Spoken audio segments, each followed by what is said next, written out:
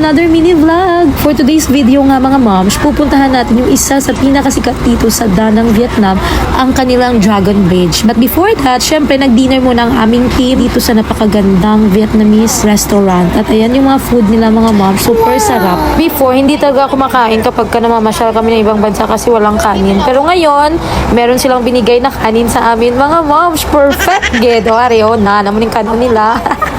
Nana mo naman yung ilang seafood platter. Barko-barko lang balahaw. Oh, nice. So, ayun na nga mga ma'am. Sabi namon, makaon na kami diretso pag-abot. Abaw, magluto-luto. Pagalitan na, dire.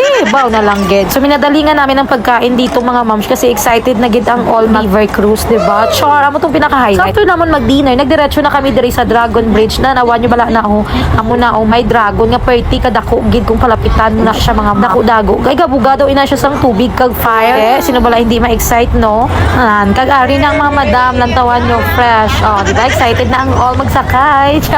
So, nag-abot na gani kami diri sa area. Kag pag-abot ba, pwede ka damo sa manugsakay mga sobrang dami. Ganito kadami talaga yung turista that time. At ito na nga yung pinasakyan sa amin ni Miss Jenny. Basta muna siya ang boat. Char. So, ikutin namin mga moms yung buong river dito sa Da Nang while waiting sa Dragon Fire and Water Show. Wala ngang dinner dito mga moms sa kanilang cruise, pero meron silang binigay sa amin na beer or soft drinks. Pipili ka kung ano yung gusto. Kasama na yan sa binayaran mo or tubig ba? While waiting, syempre, merong inom-inom at cheers! Yeah!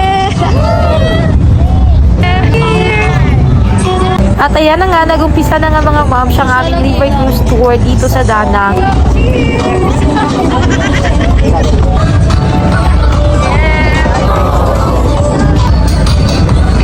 Yung dating dream mo lang talagang mamasyal sa mga ganito. Ngayon, talagang nagagawa mo na kung kailan mo gugustuhin. Thank you so much, Lord, for all the blessings. Grabe, sobrang saya ko dito talaga mga ma'am. Yung na-feel ko talaga yung simoy ng hangin ng Vietnam. Plus kasama ko pa yung kalabi-dabi ko. Char!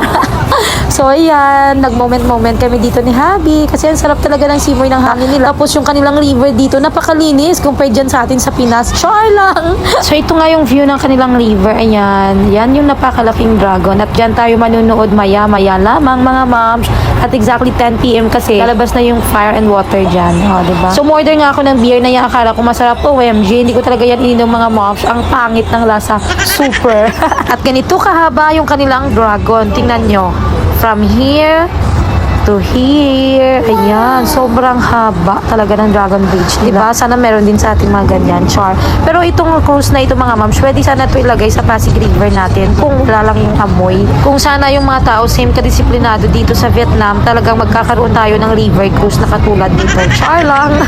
Suggestion lang naman yun. Okay, so ayun na nga kasi palapit na yung 10 p.m. Parang naglapitan na yung mga barko dito banda na area kasi dito daw yung pinakamaganda. At ayan na nga, bumuga na yung dragon ng fire. Grabe mga moms, ang ganda talaga. Wow, legit po, tingnan yan. So, ang tagal, mga ilang minutes din yan bumuga. At i-zoom mo yung mga moms, tingnan nyo yung napakaraming tao dyan sa ilalim ng bridge, sa ilalim ng Dragon Banda. Siyempre, hindi pwede, wala akong video dyan kasi yan yung pinunta ko dito, diba? Oh, ayan, perfect. Yan, mga tao yan lahat mga moms. Sa ibaba talaga ng dragon. At sa may mga plano nga mga moms, may masyal ng Da Nang, Vietnam, wag nyo talagang palampasin itong Dragon and Fire Water Show kasi ito yung pinaka-highlight talaga ng inyong pamamasyal. Isa ito.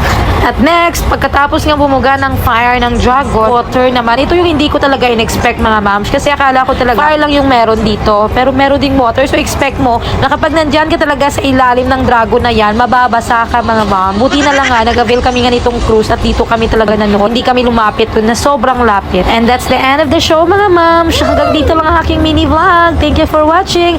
Again, don't forget to like, comment, and share. Mwah!